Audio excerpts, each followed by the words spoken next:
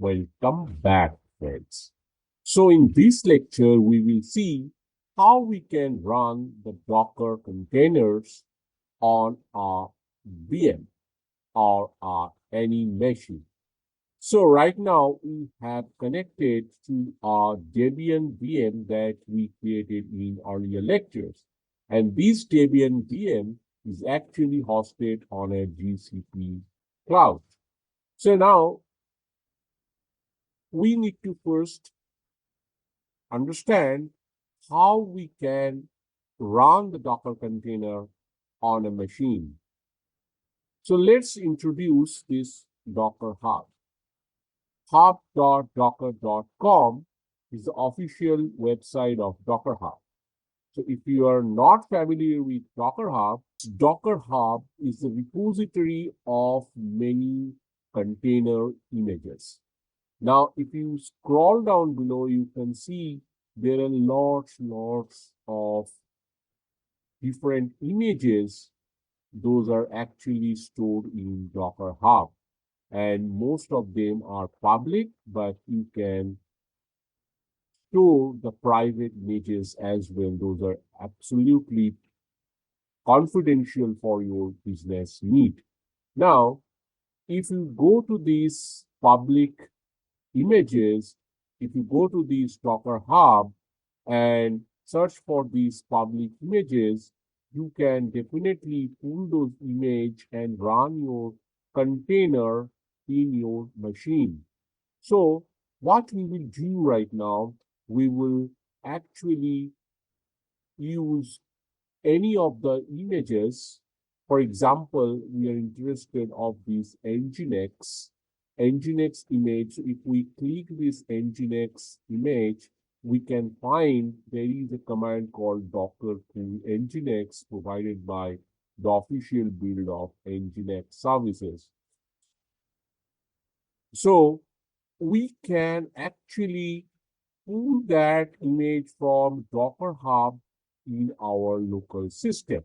So if we grab this command and if we paste this command over here, and if we press enter, you can see this image, nginx image, is actually being downloaded in our local system. So now the nginx is in our local system. So how we can come to know that we have downloaded this nginx? So we can have one command called docker images. So if you see docker images, you can see there are two images right now. So hello world is the image that we actually pulled when we tested our Docker engine during the installation in the last lecture. And now we have downloaded this nginx latest image in our system. How we can remove this hello world? So we can say docker rmi, that is remove the image. So RMII stand for image, and then image name, that is hello world. So if we specify docker RMI hello world, it will actually remove the hello world image. But here we are having one conflict that we cannot able to remove this image called hello world because we are having one container that is using this hello world image. So first we need to remove this container and then we can able to remove this image. So how we can come to know that what are the images, what are the containers those are actually running in our system? So it's the docker ps command. So if we fire this docker ps command, it will show what are the running containers right now in our system. But see, we do not have any running container right now in our system. Then how it is saying that there is a container, this is the container ID, and this is actually using the hello world image. So practically, there is a command ps-a which will show you whatever the running and the dead containers right now in our system. So if you do so, you can see this hello world image and this container. This is exactly this container you can see that is actually exited 3 days ago. So it got dead 3 days ago when we actually tested our Docker container hello world.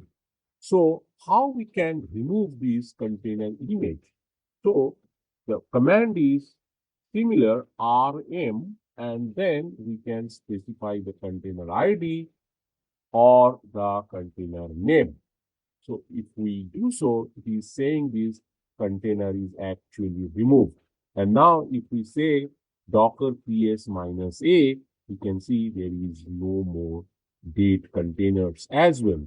Now, if we go ahead and remove the image, can we remove the image right now? Yes, we have successfully deleted the image. So first it untagged and then deleted the image from the system.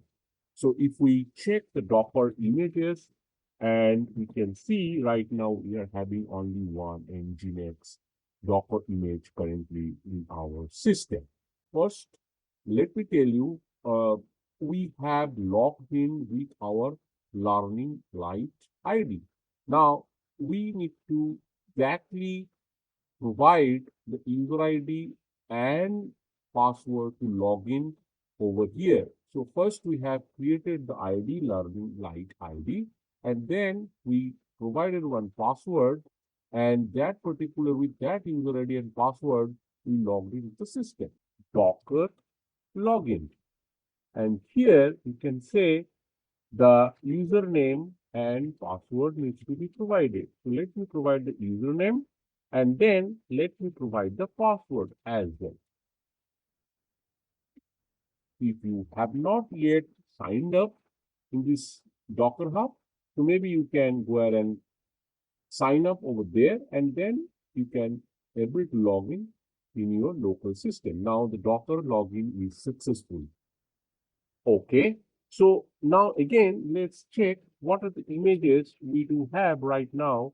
So it's Docker images, and you can see the only image that we do have is nginx. Now we can again go to this official image of nginx, and in this particular page, it is saying we can expose the external port as 8080. As you can see that it is asking that host IP colon 8080. So that means it is going to expose this 8080 port, and we can grab this particular command, and instead of some content nginx, we will provide our image name that is nginx over here. So what we will say, docker run minus minus name some nginx minus b minus p, and this is the command. If we do so, we can see we have successfully running one container. And if we say docker ps, we can see some nginx container is actually running, and it is running through 8080 port. Now, if we grab the external IP address of our VM, that is this one, and if we go to this browser and if we say http // and then 8080, we can see our web page is being served by nginx. So excellent. We don't have any nginx in our actual local machine, but still we are running a container as some nginx, and that particular container is actually serving the page from 8080 port of the host machine. So we will right now we'll come to know how this is basically done by nginx container and what's the magic is.